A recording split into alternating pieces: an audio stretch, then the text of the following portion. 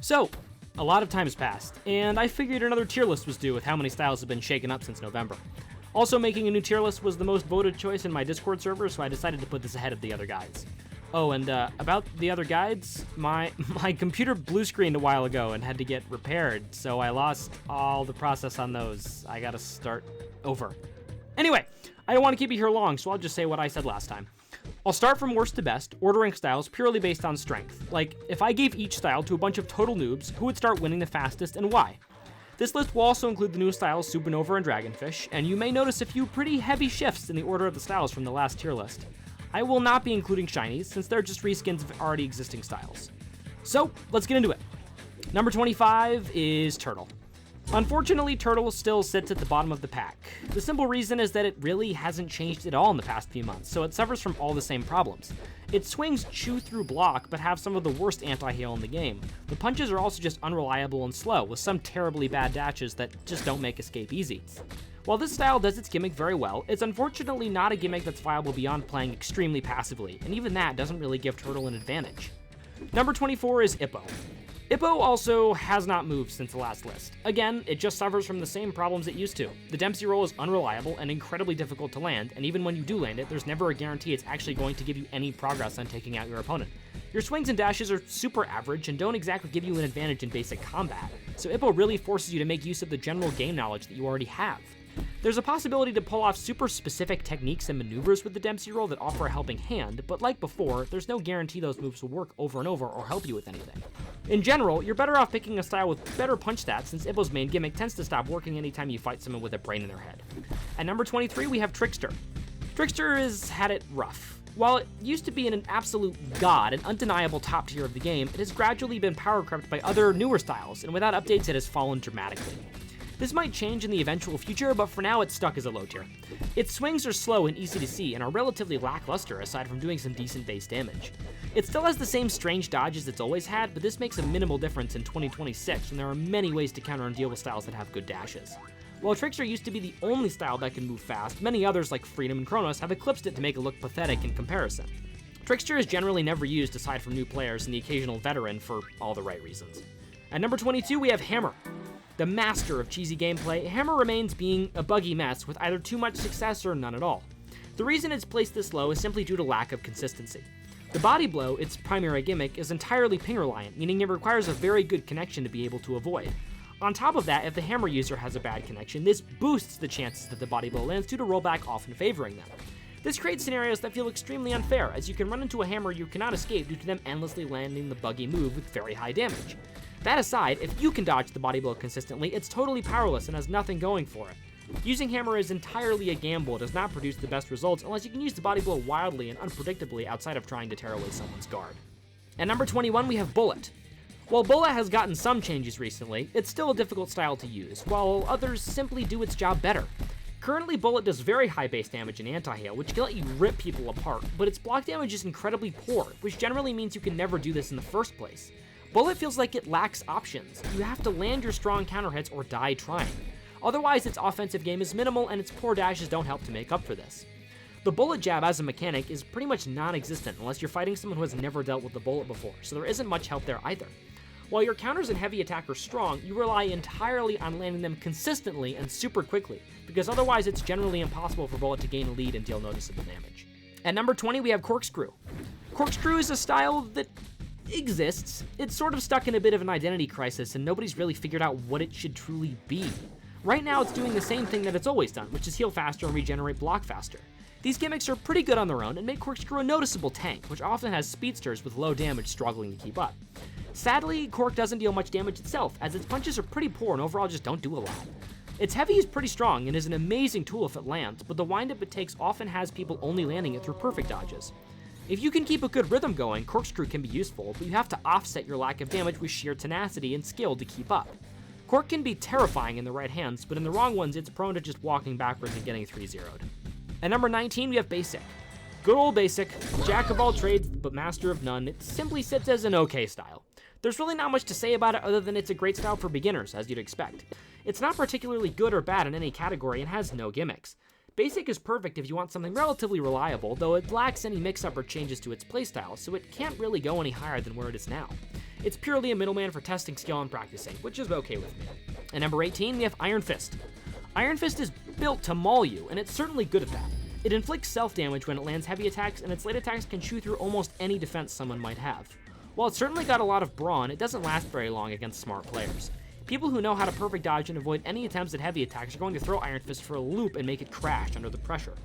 Its ultimate is a great way to stay in the game, essentially forcing the enemy to play with 2 lives, but that doesn't mitigate the fact that Iron Fist dies fast and dies hard. You'll rarely find yourself getting a lead with Iron Fist, and while a few smartly placed punches can change the game in your favor, a few poor swings will force you to meet a swift and decisive end. At number 17, we have Charge. Charge has certainly taken a bit of a fall from grace. While it was once an incredibly strong infighter, its punches and general attack power leave much to be desired. This is for one simple reason, and it's called Stampede. Stampede is essentially Charge's win condition, as landing it at just the right time can allow you to get several heavy attacks for completely free. Stampede lowers block and stamina at the same time, but also affects your own, so this timing has to be perfect to really get value out of it. Due to this utterly broken combo, Charge has been nerfed in pretty much every other aspect, where if you can't consistently land Stampede and land it well, you're going to fall flat due to your lack of prowess in, well, anything else. You can't run and you can't hide, so you either rush in or explode.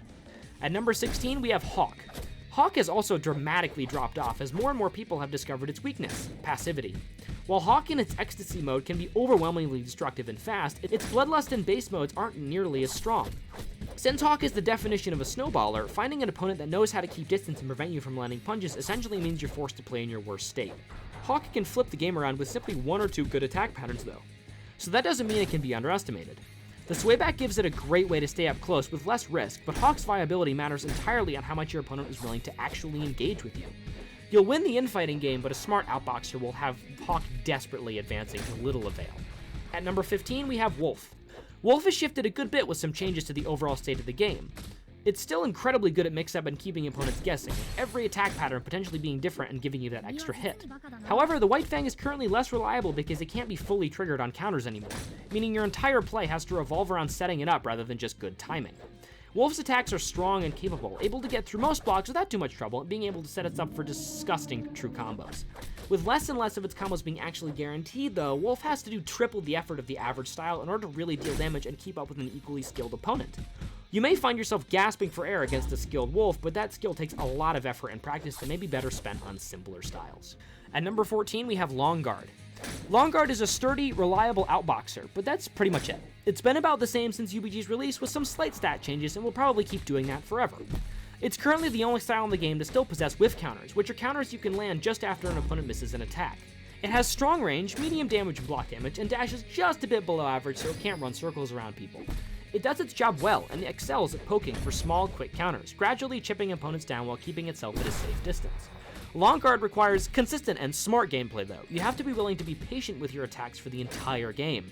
Slipping up and trying to play too offensively will yield little reward, especially if your opponent is an infighter, and can cause Long Guard to fall apart faster than one might expect. Just stay steady, take a breath, and Long Guard will pull through for you. Number 13 is Kronos. A controversial speedster, Kronos sits just below the halfway mark for a variety of reasons. Kronos' viability can be wildly different among different people, you might ask, simply because of how rewarding it is to play Kronos passively. Emoting in the corner and double dashing around everything makes Kronos' life easy, and following that up with focus can be pretty scary in the right hands. Unfortunately, Kronos simply lacks reliability. Unless you're willing to play like a complete scumbag and not actually engage with your opponent, there's never a guarantee Kronos gets a real bang for its buck. Its base mode is quite weak, and there's really no guarantee that focus will get you anywhere at all. When it does though, it's a huge game changer, with good focus string often being the difference between a win and a loss. The style could be considered a gamble in a way, and because of that lack of ease of access, it can't really go any higher on this list. At number 12, we have Hitman. Ironically, Hitman is still number 12, just like it was last time, for all the same reasons. Hitman has very textbook, easy to understand advantages and disadvantages. Its swings have great range and hit hard, but only come from one hand and can be dodged easily. It has a counter bonus on its heavy attack, but has a weaker block, and its dashes consume a very high amount of stamina. Hitman is incredibly dangerous against seasoned players who know how spacing whiff punishing works, but anybody still has a fair chance against them if they know how to exploit Hitman's downsides. Overall, I like keeping Hitman in the spot surely because of how clear it is what to do against it and why, while not reducing its actual ability to win games. At number 11, we have White Ash. While not receiving any major changes, White Ash has only dropped slightly, and that's simply because the newer styles have entered the fray and may or may not be a bit better than it. Regardless, I think White Ash is a very solid style, bearing several unique gimmicks that help earn its status as a legendary while giving it a fair amount of depth. Its counter ultimates are unique and strong with how quickly they refill, and burn mode is a powerful decisive factor that turns the style into a brute with nothing to lose, massively upgrading its already good punch damage. White Ash is a serious threat with how much it can injure you, especially because of how it gets stronger every time it's knocked down. The style can still fall apart extremely fast due to its fragility though, so newer players to the style may get knocked down fast and refuse to keep trying. White Ash will also come through for you as long as you're willing to give it some practice. At number 10 we have Switch Hit. Switch Hit hasn't changed, and everything about it remains the same. While only seen rarely in public matches, it's a strong contender with some of the best mix-up game next to Wolf, having 4 distinct attacks with different stats that can be switched to by changing punch direction on command. Static is a powerful tool with 2 uses, either to stop one perfect dodge or temporarily prevent your opponent from doing them at all. While the style has poor dashes, its damage can be very good if you time your moves decisively and act accordingly to set yourself up for terrifying strings of damage. Combine that with a good use of static, and Switch Hit remains a force to be reckoned with. At number 9, we have Slugger.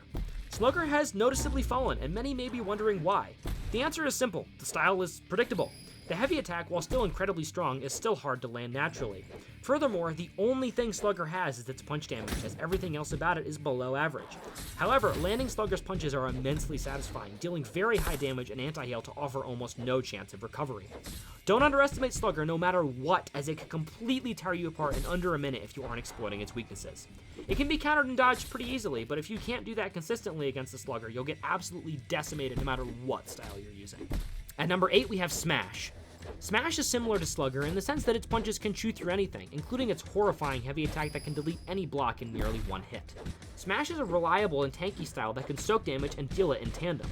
While the punches are slow and predictable, with the style having its own unique slower dashes, Smash can decisively change the flow of the game if it manages to land its heavy attack even once or twice. While the swings don't deal much anti-heal, Smash can leave players who aren't ready struggling for breath if they can get hit with an M2 directly after an M1 string. Smash can still reliably be dealt with using the usual counterpunches and proper dodge timings, but keeping your distance is advised. At number 7, we have Dragonfish.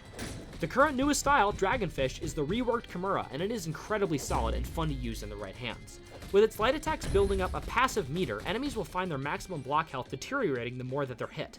Fighting back will reduce the meter, but if the meter hits its maximum, Dragonfish's heavy will change into the Dragonfish Blow, a horrifying and fast strike that deals scary high damage.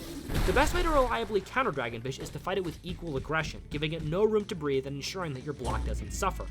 While it can hold the lead for a minute, it can be taken down by refusing to let its gimmick take a hold of you. Still, Dragonfish is an amazing snowballer and can change the tide of the game almost instantly if the opponent loses one too many interactions in a row. At number 6, we have Supernova. Supernova is swift and fast, capable of chewing through enemies with 2 entire light strings in a row if it pulls its eject and re-entry combo off correctly. Supernova is capable of a lot, but relies on player ingenuity to keep a lead. Its attacks are one-sided, and its swings are generally less powerful due to the amount of combos it can give itself. It can suffer from being incredibly obvious and predictable if players try to use combo or eject at the wrong moments, but when played correctly, the style can bypass its disadvantages and always come out on top. While the style is built like an outboxer, it has the kit you'd expect of an infighter, which leads to unique and dangerous interactions if you misinterpret what it might do next. A lack of player creativity is really the biggest and only thing holding the style back. At number 5, we have Hands Low. As fast and agile as ever, Hands Low is in the top 5. The reasoning is very simple. It has everything a style would need to hit while not being hit. Good counters, good dashes, and fast swings across the board, Hands Low is currently a dangerous outboxer. It covers its own weaknesses in defense by outspeeding almost every style, often refusing to let them touch it unless it messes up. Due to how weak the style is defensively, being outpaced or whiff punished can cause it to rapidly lose a lead. But getting it back won't be difficult as long as you can play into Hands Low's strengths, rather than highlighting its weaknesses for your enemy to exploit. At number 4, we have Counter. Counter has moved even farther up the list for the same reasons: sheer reliability. Counters happen so frequently in this game that Counter has an advantage just by playing normally. Its counterattacks are very strong, and the style's downsides are minimal drags to base damage and block health. Counter can outspeed, outdamage, and outmaneuver almost anyone with coordinated attacks and good reads. A seasoned counter player is extremely dangerous and almost unbeatable at times unless you're willing to play their game and back off. Letting them come to you, rather than vice versa, is the best way to get around what the style is truly capable of. Now for our top 3. At number 3, we have Shotgun. I haven't set Shotgun as number 3 out of any sort of bias. The style has just gradually become extremely good. With gradual small buffs, Shotgun has consistently crept up the ranks and is now an extremely reliable pick. With fast swings, good dashes, and a much stronger ability than it was previously, Shotgun can set itself up for massive strings of damage once a player learns its techniques and how their gimmick works. The single barrage is a strong quick mix-up tool that deals anti-heal. The special heavy attack in Prodigy mode is much better and has a ton of step-in for brutal surprise attacks. And the double barrage can leave opponents with no block and a sheer lack of defense if it's used with good timing and against a wall of the ring. With all of the bug fixes, tiny buffs, and changes to the game, Shotgun is now brutally efficient in the hands of almost anyone and can only be truly sat down by counterpunches or brutal infighters that can take advantage of its bad defenses and heavy counter intake. At number 2, we have Freedom. Freedom received a huge slate of buffs that changed how every mode works, and if the style is learned properly, it's become an absolute beast. With the tools to deal with any style and any strength, well-placed dashes and switches can make just about anyone take a seat. Mastering the art of chain switching, a technique that allows players to switch modes mid-attack string, only further gives Freedom an advantage. Though Freedom is tough to learn at first, it doesn't take too long to understand what each mode does and push them to its fullest. Though Freedom is one of the most fragile styles in the game, it has the tools to escape the worst damage dealers or keep up with its own powerful damage output. The style has finally earned the true badge of being a glass cannon, and you'll know when you're up against a Freedom that knows what they're doing. And finally, number 1, to absolutely nobody's surprise, is Ghost. The style has received no changes, so neither has its placement. Having an instant, unreactable jab in a game based entirely around reaction and prediction is utterly broken. While its defenses and dashes are poor, the Ghost jab can save Ghost from any negative situation, easily bailing itself out of being attacked while its block is low or to escape any follow-ups after a perfect dodge. Its feints are swift, its attacks are fast, and its damage is still noticeable even with the nerfs it received. Ghost is both aggravating to fight and practically boring to play as, but it's given consistent results since it came out and will likely continue to for a very long time. And with that, our newest tier list has concluded for now. Here's a full picture of it so you can show it to your friends and maybe make fun of me or agree with me. As always, I'm happy to actually discuss what you guys think either in the comments or in my Discord server, link below. So don't feel scared to weigh in on the conversation. I hope you guys enjoyed this new tier list and I won't keep you here any longer. I'll catch you on the flip side and see you next time. Peace!